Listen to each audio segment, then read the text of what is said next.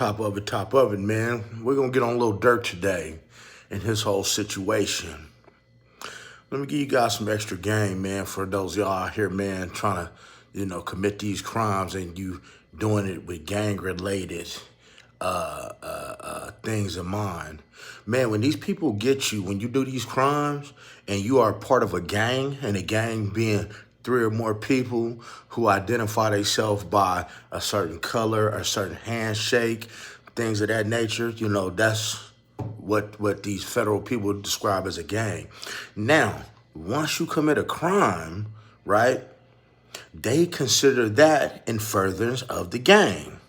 So you could be a Blood or a Crip, and you could do a drive-by and yell out the window, blankety blank, blank, Crip or Blood. Well, they feel that you're doing these things in furtherance of your gang, and therefore, that's how they get these RICO charges, y'all. So being that Lil Durk has OTF, and a lot of these crimes has been committed by his hand, by him calling the shot, and they can prove it, and they got snitching, and they got all these wiretaps. Guys, Lil Durk is gonna get what you call an enhancement.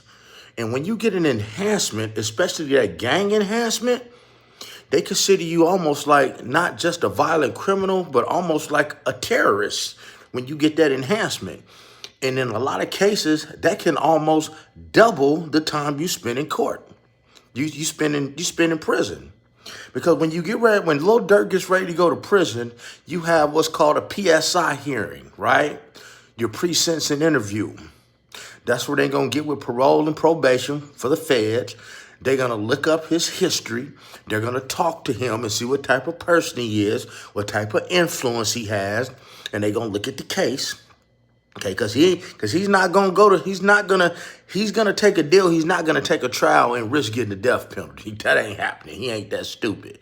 And then they are the ones that suggest to the district attorney how much time you should be getting and Lil Durk should be getting, because they go by a point system in the federal system. And since Lil Durk has a pass, his points will be up there. So, hey, y'all, don't expect Lil Durk to be getting out no time soon. Don't expect him to see the light of day. Matter of fact, expect him to hit solitary confinement off the rip at Colorado Supermax with all the big boys. And this should be a lesson to you. Man, get your money and stay out the way. And a lot of y'all, stop being crash dummies just for a couple dollars.